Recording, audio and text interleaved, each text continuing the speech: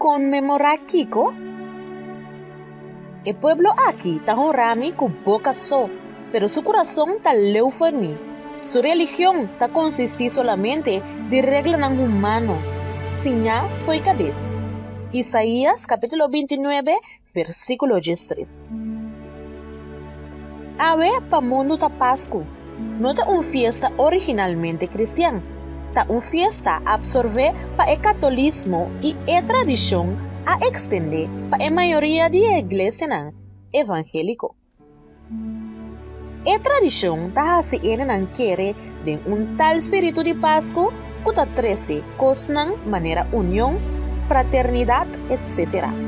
Intermundo está así cambio de regalo y no te reúne para comer juntos. Pero el día siguiente ya no te brinca con otro a trono. Pa Kiko es fiesta te sirve anto. Pa Kiko espíritu de Pascua te sirve. ¿Qué espíritu malo es aquita? Persona no te honra otro con regalo, pero Dios no te honra con boca so. ¿Cuánto bringamento nos ating en noche de Pascua? ¿Cuánto muerto? ¿Cuánto decepción? Hopi, tabay iglesia, hace oración, yuna, en fin, nanta hace todo lo que nan por caracterizar, nan mes como practicador de religión. Sin embargo, nanta permanece distancia por de creador.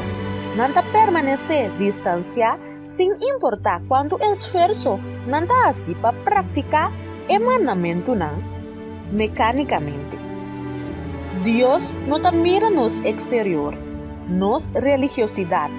Dios te va nos interior y te agrada de nos sinceridad.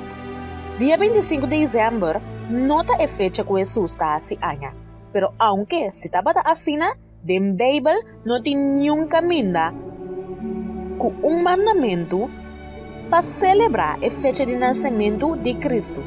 Sin embargo, en el texto sagrado, nos está alerta para nos cultivar un corazón puro y sincero y mantenernos más alejados de hipocresía.